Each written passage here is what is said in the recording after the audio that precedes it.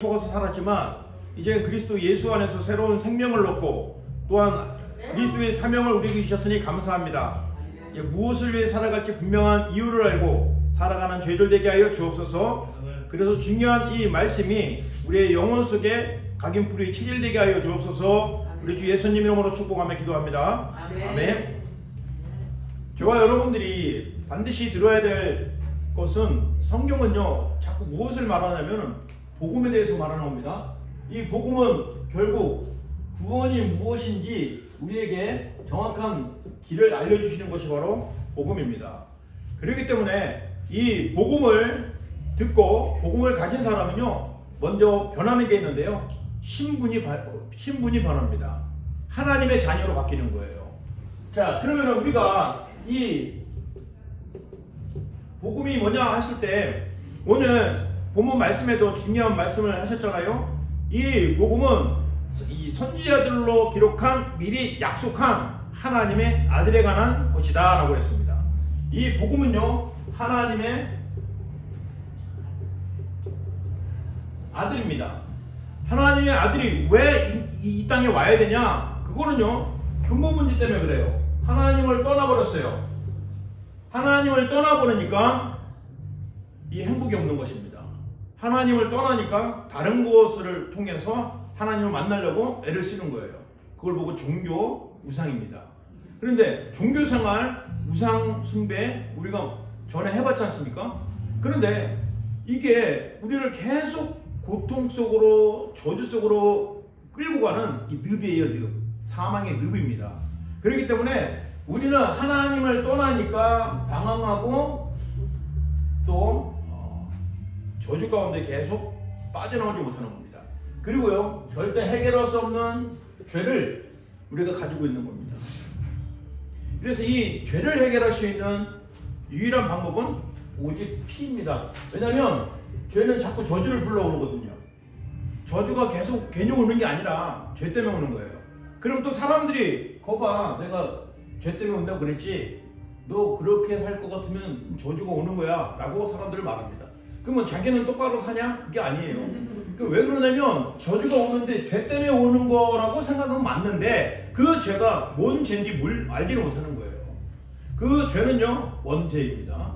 저와 여러분은요 죄에 대해서 바른 개념을 가져야 돼요. 그래야만 내 죄는 내가 지옥받고 저주받을 수밖에 없는 그 죄는 원죄다 이 말이에요. 그래서 원죄를 해결하려고 오신 분이 하나님의 아들이신 그리스도가 이 땅에 오셔야 될 이유라 이 말입니다. 그렇지 않으면 종교도 충분해요. 불교 얼마나 선합니까? 얼마나 그 사람들이 신실하고 진실한지 몰라요. 딱 인격적으로 보면요, 불교 신자 또 모슬렘 또 천주교 신자들 정말 인격이 훌륭하고 멋있어요. 참 배울 만한 게 굉장히 많은 사람들이에요. 종교입니다, 종교. 그런데 가장 중요한 것은 죄가 뭔지 모른다는 거예요. 캐톨릭, 모슬렘, 또 불교, 그 외에 많은 종교들은요 죄에 대해서 얘기를 굉장히 많이 해요. 근데 죄가 뭔지 몰라요. 그들이 말한 죄는요 조상의 죄, 자본죄예요. 그런데 성경이 말하는 것은 원죄입니다. 원죄 문제가 해결이 안 돼서 지옥을 가는 거고, 원죄 문제가 해결이 안 돼서 저주를 받는 거예요. 그러니 저주를 해결하려고 죄를 안 지려고 애를 쓰는 게 아니라 근본적인 죄를 완전히 해결해야 된다 말입니다. 그 죄를 해결할 수 있는 것은 딱 한 가지예요. 피예요, 피. 그래서 그거를 계속 설명한 것이 성경입니다. 이 복음은요, 이 성경에 하나님의 아들이 오실 것을 선지자들을 통해서 계속 얘기한 겁니다. 그래서 구약에 보면요 이 선지자 이야기가 굉장히 많습니다. 그리고 구약에는요 제사장 이야기가 굉장히 많아요. 레위기서 보면요 굉장히 제사장 이야기가 많이 나오고요, 또 각 성경에 제사장 이야기들이 계속 많이 나와요. 또 왕들 이야기가 많이 나와요.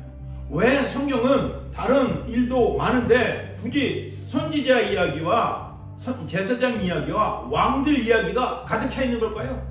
딱 한 분을 설명하려고 하는 거예요. 그것이 바로 하나님의 아들을 설명하려고 하는 것을 꼭 기억하시기 바랍니다. 그래서 하나님의 아들, 성경이 하나님의 아들을 설명하는 건데, 자꾸 성경을 100번 읽었다고 하는 사람, 50번 읽었다고 하는 사람, 성경을 많이 읽었다고 하는 사람 얘기를 가만 들어보면, 그래서 성경이 뭘 말하는 것 같습니까?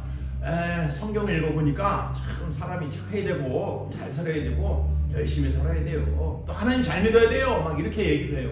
그럼 도대체 착하게 살고 하나님 잘 믿는 것은 무엇입니까? 그럼 기도를 많이 해야 되겠지, 뭐 열심히 해야 되겠지. 결국 이렇게 되어진 겁니다. 성경은 그렇게 말하고 있지 않습니까? 열심히 하려고 해도 안 될 것이다. 노력하려고 해도 안 될 것이다. 착하게 살려고 해도 안 될 것이다. 왜? 이것 때문에 이거. 하나님 떠난 거, 죄, 결국 이 사단이 존재하고 있기 때문에 아무리 열심히 하려고 해도 안 된다 이 말이에요. 그렇기 때문에 하나님이 아들이 오신 이유가 하나님 떠난 우리에게 길을 열어주시려고, 그래서 참 선지자로 오신 겁니다. 그리고 죄 때문에 저주받고 있는 우리를 위해서 십자가에서 피 흘려 죽으심으로 죄를 완전히 끝내버렸어요. 그런데 놀라운 것은 이 원죄만 끝난 것이 아니라 조상의 죄, 자범죄, 또 내가 살아갈 미래의 죄까지도 완전히 끝내셨다 이 말이에요. 다시 말해서 저와 여러분은 죄 때문에 저주받을 수 있는 그런 여건이 아예 없어져 버렸어요. 우리는 죄를 지어도 예수님이 다 깨끗이 잊어버렸기 때문에 죄를 기억지도 않는다고 했어요. 그런데 죄를 기억지도 않는데 막 한 번 회개했으면 되는데, 하나님 제가 지난번에 죄 지은 거 용서해 주세요. 그래 알았어. 근데 또 한참 지나가다 아직 그 죄가 남아있는 것 같아. 하나님 제가 지난번에 지었던 그 죄를 용서해 주세요. 계속 또 하는 거예요. 왜? 하나님 보시고 내가 용서했대잖아. 그러다 맞는 것도 있습니다. 조심하십시오. 왜냐하면 그리스도의 십자가의 피의 능력을 희미하게 믿는 거예요.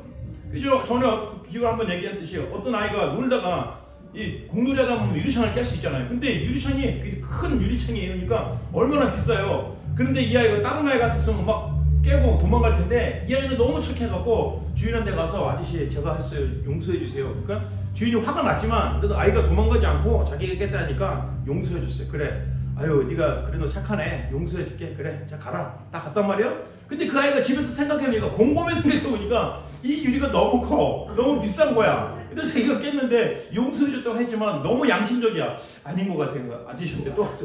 아저씨 제가 아까 그 유리 깬 아이인데요. 그래 왜? 아무리 생각해도 너무 잘못했어요. 죄송해요. 그래 알았어. 가, 용서해 줄게. 네 고맙습니다. 갔어요. 근데 또 있다가 아무리 생각해도 이거는 한 번 사과해서 안 되는 것 같아. 그래서 또 가서 또 사과했어요. 한 번, 두 번, 세 번, 네 번 가지고 이 아저씨가 화가 나고, 야 이 자식아 물어내. 그랬다 합니다. 물어내라고 어떻게 해요? 우리 죄를 완전히 끝내셨는데, 그리스도의 십자가의 피로 우리 죄를 완전히 끝내셨다 이 말입니다. 거기에 대한 확신을 갖고 누리시는 여러분 되시기 바랍니다. 자, 그런데 이 사탄은요, 우리를 무엇으로 딱 얽어매냐면요, 운명이라는 것으로 딱 얽어맵니다. 이게 절대로 우리 인간의 힘으로서 빠져나올 수 없는 틀입니다. 이 다람쥐가 계속 이 쳇바퀴를 돌잖아요. 그것처럼 우리 인생이 계속, 진짜 다람쥐는 얼마나 최선을 해도 달리지도 얼마나 열심히 달리니까 정말 바쁘게 열심히 돌려요. 그런데 제자리예요. 그게 운명의 틀입니다. 거기서 빠져나올 수가 없어요. 이 사단이라는 놈이 우리 운명이라는 틀 속에 열심히 살면 뭔가 될 것 같은 어떤 이상한 희망을 줍니다. 이게 가짜예요. 거짓말이에요. 뭔가 조금만 더 노력하면 어떤 성공의 끝을 갈 수 있을 것 같고요. 그래서 성공의 끝을 갔을 기언정 하나님은 만날 수 없다는 것입니다.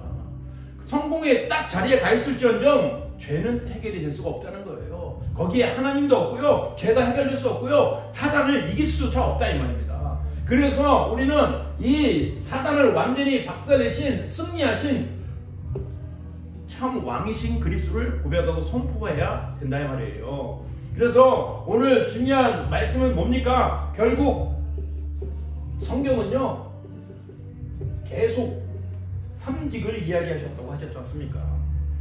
삼직 꼭 기억해야 됩니다. 이거는 처음 예수님 믿을 때만, 영접할 때만 쓰는 그런 단어가 아니고요, 평생 여러분이 기억을 하고 고백을 하고 누려야 될 중요한 하나가 삼직이에요. 이게 뭡니까? 참 선지자라는 거예요.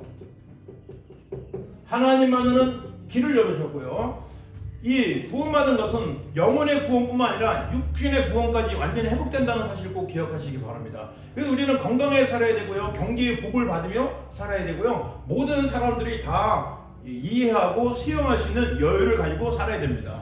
그러니까 우리 교회 안에서도 서로 다 이해하고 사랑해주고 기다려주는데, 다 보면은 저 사람 보면 나도 모르게 인상이 저 사람이 고개를 싹 돌리거나 또 이렇게 자리를 피하는 사람이 있습니다.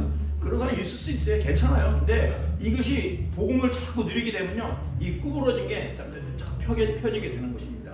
왜냐하면 바로 우리에게 길을 열으신 분이 참 선지자이기 때문입니다. 참 선지자는 우리에게 모든 길을 열어주십니다.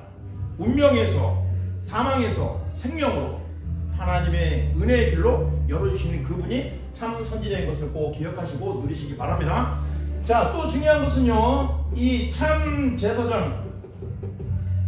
제사장은요 완전히 십자가의 피로 절대 해결할 수 없는 저주를 완전히 해결해 준 것입니다.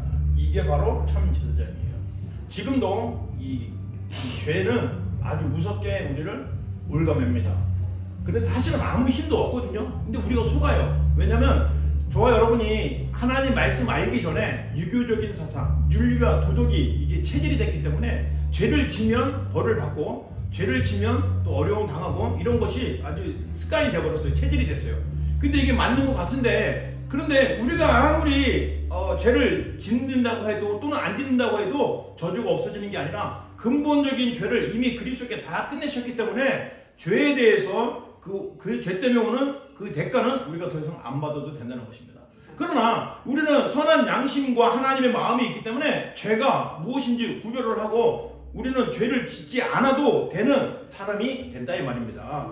억지로 죄를 안 지으려는 게 아니라 죄를 짓지 않는 삶이 되는 겁니다. 저희가 전에는요, 십계명을 막 첫 번째 나 여호와는 다른 신을 섬기지 마라 하면서 나 외에는 다른 우상을 섬기지 마라 하는 이런 십계명을 지키려고 애를 썼습니다. 근데 복음을 받고 나니까 전에는 십계명을 지키려고 애쓰는 사람이 있는데 지금 보니까 내가 지금 하나님 안에 있고 은혜 안에 있으니까 십계명을 지키려고 애를 쓰는 게 아니라 십계명이 지켜지는 자의 삶이 되는구나 라는 것을 확인하게 되는 것입니다.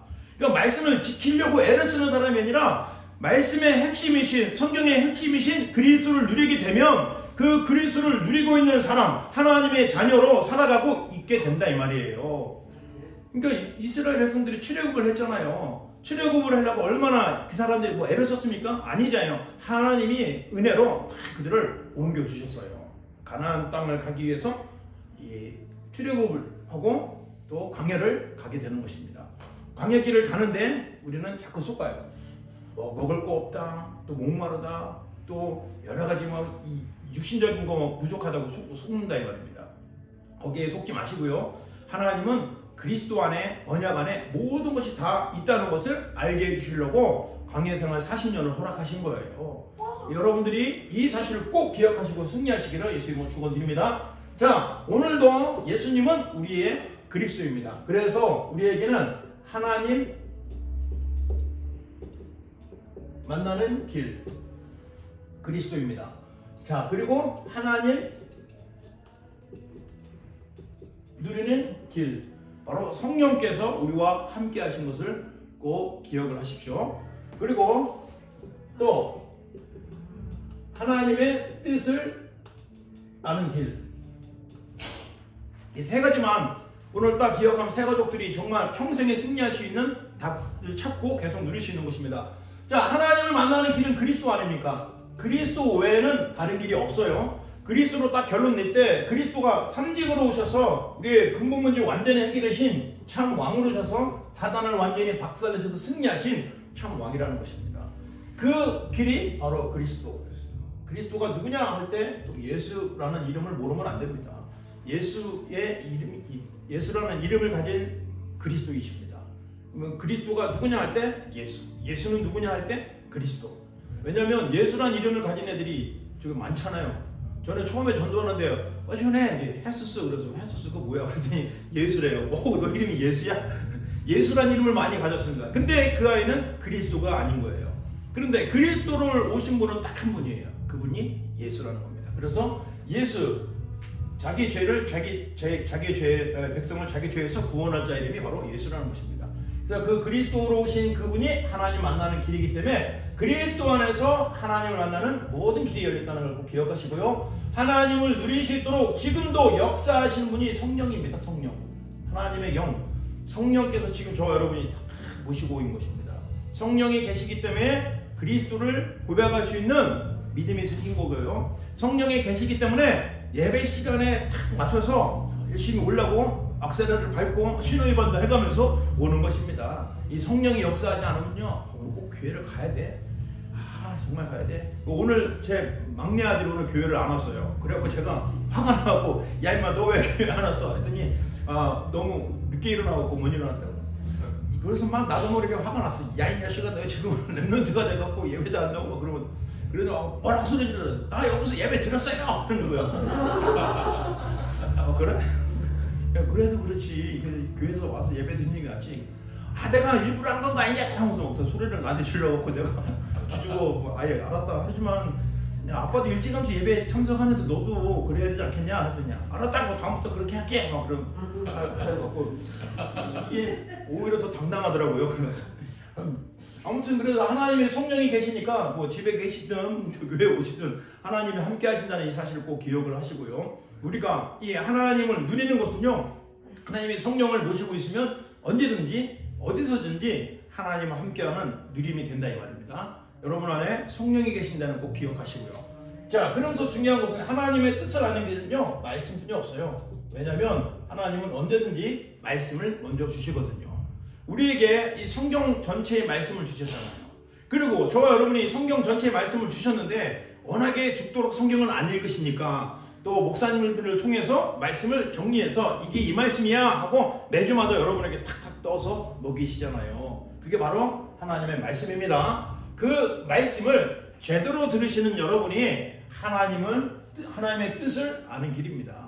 하나님의 뜻을 알려는데 뭐 다른 데 가서 하나님의 뜻을 알려고 하면 아니에요. 틀린 길로 가는 겁니다. 오직 그리스도, 성령, 그리고 하나님의 말씀 속에서 하나님이 여러분에게 주신 구원의 길을 누리시고 승리하는 한 주간 되시기를 예수 이름으로 축원드립니다. 네. 기도하겠습니다. 살아계신 하나님 고맙습니다. 오늘도 우리는 그리스도로 답을 내고, 오늘도 우리는 죄에서 해방되고, 오늘도 우리는 뱃머리에 박살내는 그 비밀을 알게 하신 거 감사드립니다. 현장에는 아직도 이 비밀을 몰라서 여전히 종교생활을 하며 육신적으로 고통을 받고 있는 사람들이 있습니다. 그들을 불쌍히 여기는 마음으로 이 그리스도의 복음을 전하여 그들도 해방받을 수 있도록 전도의 문 열어 주옵소서. 우리가 전에 그토록 힘들었던 그 운명의 틀에 갇혀 있었던 것이 이제는 발판에 되어서 증인으로 우리를 써 주시옵소서. 감사를 드립니다. 우리 주 예수 그리스도 이름으로 축복하며 기도합니다. 아멘.